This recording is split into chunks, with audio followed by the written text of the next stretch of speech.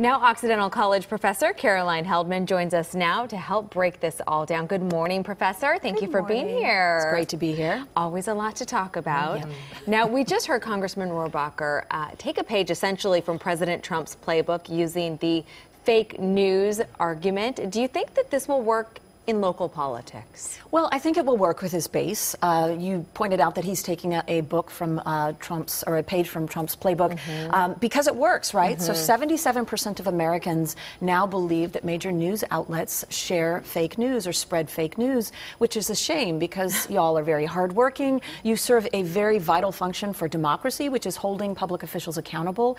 So in this particular instance, with Rohrabacher refusing to answer a question and then falling back on fake news, it means that it's an erosion of our democracy at a core level because he's not being held accountable in the same way. And I do think he'll get away with it with his supporters who tend to be also Trump supporters. It's really hard to hear that claim, though. Well, President Trump has been tweeting this morning. In fact, he tweeted, inconceivable that the government would break into a lawyer's office early in the morning, almost unheard of. Even more inconceivable that a lawyer would tape a client, totally unheard of and perhaps illegal. The good news is that your favorite president did nothing wrong. And of course, he's responding to Cohen's investigation. And what do you think is going to happen? Is this going to hurt the president at this point, do you think? Well, I think the president, as you see from this tweet, he's pretty worried about perhaps what's in this tape, but also other tapes. The fact that Cohen was taping him, and he was taping him early on. The president is right that it's not necessarily something that gets him in trouble unless he was actively involved in fraud. He's also right, Trump is also right, that it is strange to have an attorney recording a client's conversation.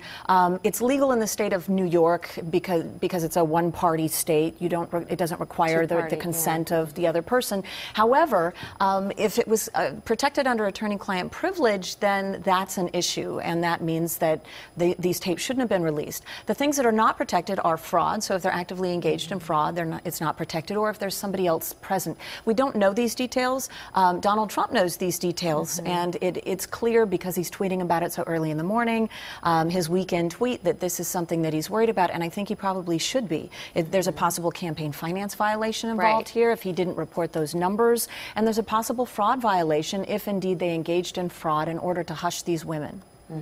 Of course, leading up to the election. Now, what about the comment, your favorite president? What do you make of that comment? Well, I think he's probably, using a bit of humor, which is not something we see very often with Donald Trump. I don't know what it means, but on the long line of things of we can't really decipher what Donald Trump is doing, I would put this along with Kofefi in that category. Well, there was a lot of condemnation about the president's performance in Helsinki, and then he tried to change some of his wording. How do you think that's really going over at this point? Well, I would or wouldn't say that it didn't go well. Yes, so he introduced the world to double negatives, or reintroduced us to it from the 6th grade.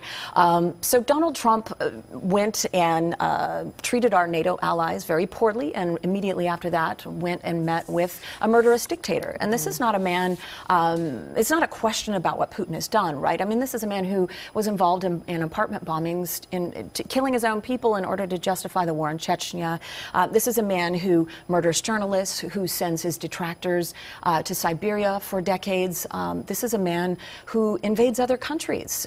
He is a man who's been internationally rebuked by NATO, by other countries, and so it is strange that Donald Trump is treating him better than he's treating our allies. And in fact, a majority of Americans don't like what he did in meeting with Putin. We're not really sure what he did in terms of how much of the farm he gave away, but what we do know is that when Donald Trump met with a previous dictator, Kim Jong-un, he gave away many concessions and thought that he was going to get an agreement to denuclearize, and that didn't happen. So the question is, what did he give away to Putin, and when, or if ever, when will we know that?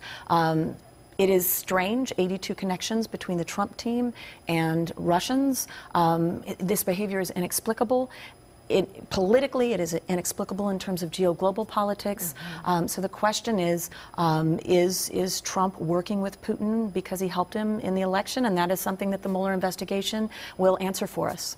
All right. Yeah, but he's been invited to the White House. There will be historic protests. That's my guess. Wow. All right, Professor Caroline Heldman from Occidental College, thank you so much for your time and insight this morning. We appreciate it.